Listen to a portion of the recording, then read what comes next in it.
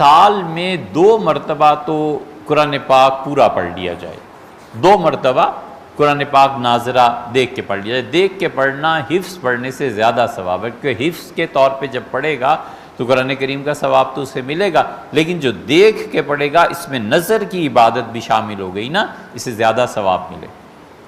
تو 2 مرتبہ پڑھ لینا چاہیے۔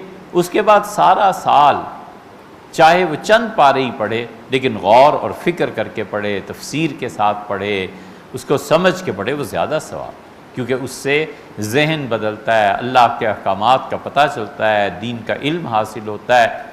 اور حضور صلی اللہ علیہ وسلم نے فرمایا جو شخص علم کو اس لیے حاصل کرے تاکہ اللہ کو خوش رکھے، اللہ کے دین پہ عمل کر کے خدا کی رضا کو پائے، تو وہ علم جو حاصل کرتا ہے وہ اصل میں تو فرمایا جنت کے راستے پہ چل پڑتا،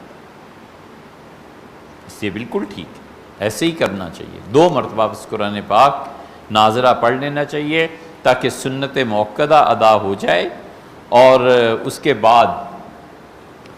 کے بعد جو وقت ہے جو باقی سال میں ملتا ہے یا کبھی بھی، اس میں قرآن کریم پر غور کرنا زبردست عبادت۔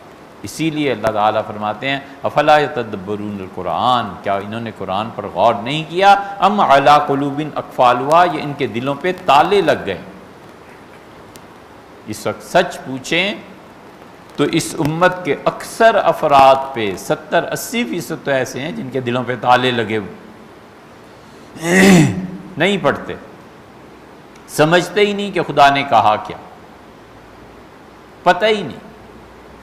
سورہ فاتحہ جسے ہر دن میں اگر نماز پڑھتا ہے تو کئی مرتبہ پڑھنی پڑتی ہے، اس کا ترجمہ نہیں آتا، جہاں کے وزراء کا حال یہ ہو کہ قرآن کے 30 پارے ہیں کہ 40 پارے، اور جہاں کے وزیر داخلہ اور اس طرح کے نالائق لفظ استعمال کروں جن میں خدا کا خوف نہیں ہے، مرنے کے بعد جواب دینے کا احساس نہیں ہے، یہ جھوٹے سیاسی لیڈر، ان میں سے کسی ایک آدمی کو بٹھا لو، کیا مولوی اور کیا غیر مولوی، انہیں کہو سورہ احزاب میں کیا آیا ہے، مول صاحب اس آیت کا ترجمہ کر دیں، نہیں آتا، جانتے ہی نہیں۔ جو کل واللہ نہیں پڑھ سکتا بیچارہ منسٹر، وہ کیا کرے؟ آپ کو یاد ہوگا کل واللہ نہیں پڑھ سکے، 2 آدمی نہیں پڑھ سکے، دونوں یہاں کے وزیر داخلہ رہے، اب پھر انہیں کل ووٹ دینے جائیں گے نا، اللہ کے ہاں آپ بھی جواب دیں گے کہ ہم نے چنا کس کو۔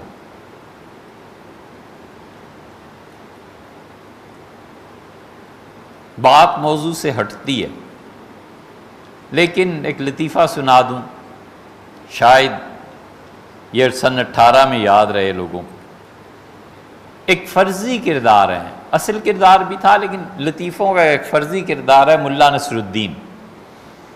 ترکوں نے ملا نصر الدین پہ بہت لطیفے بنائے، جیسے فرض کر لیں یہ مصری بہت لطیفے بناتے ہیں، پاکستان میں پٹھانوں پہ بہت لطیفے بنتے ہیں، انڈیا میں سکھوں کے لطیفے ہی لطیفے۔ اسی طرح ملا نصر الدین ترکی والوں نے ایک ایسا کردار ہے جس پہ لطیفے بہت بنائے۔ تو وہ کہیں ضرورت کے تحت گدھے کو سیڑھیوں سے چڑھا کے چھت پہ لے گئے، جو بھی سامان گدھے پہ لدا ہوا تھا جا کے چھت پہ اتار دیا۔ اب ملا نصر الدین نے بڑی کوشش کی کہ گدھا کسی طرح واپس ہو جائے، اور گدھا واپس ہی نہ ہو۔ انہوں نے اس کا کھانا سامان سیڑھیوں میں رکھا، گدھا آیا، اسے دیکھا، اور گدھے نے شاید سوچا کہ اب اتنی سیڑھیاں نیچے کون جائے، وہ پھر واپس پلٹ گیا۔ انہوں نے پھر ترکیب کی، جا کے اسے مارا، گدھا پھر کبھی ادھر کبھی ادھر، نیچے ہی نہ جائے۔ انہیں 2-4 پڑوسیوں کو بلایا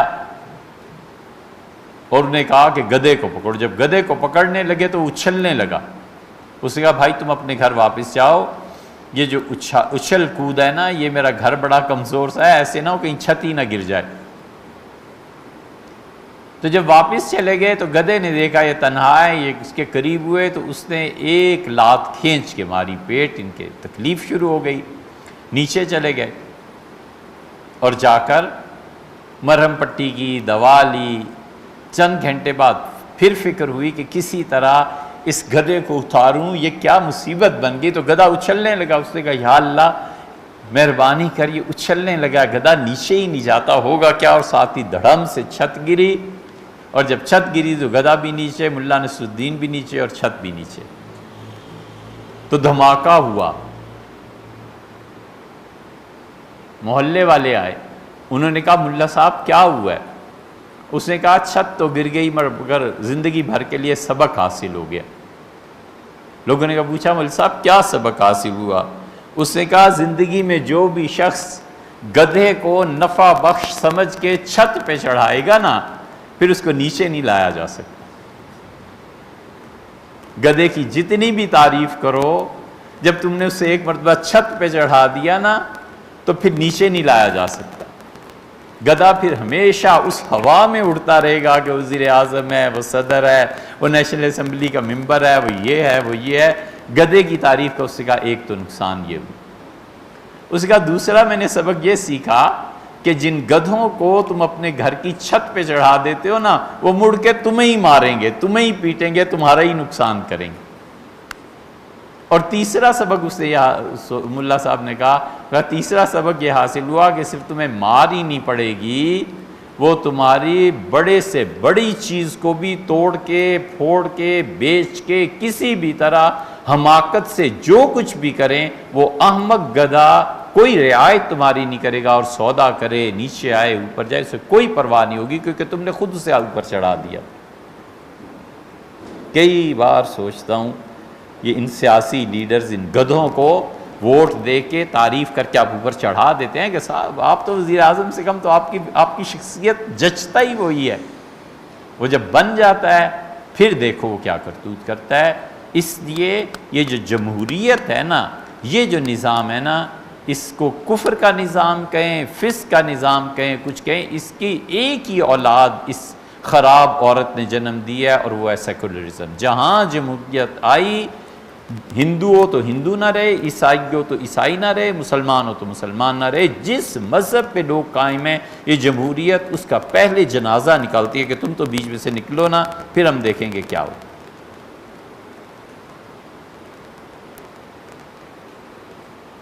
اس لیے قرآن کریم کو پڑھنا، اس کو سمجھنا، اس کی روح تک پہنچنا کہ اللہ تعالیٰ کا مجھ سے کیا تقاضا ہے، بہت بڑی چیز ہے۔ 2 مرتبہ بس ناظرہ پڑھ لیجئے اور اس کے بعد یہ پڑھیے، سمجھنے کی کوشش کیجئے قرآن پاک کو۔ بہت اچھی بات ہے آپ نے جو تحریر فرمائی۔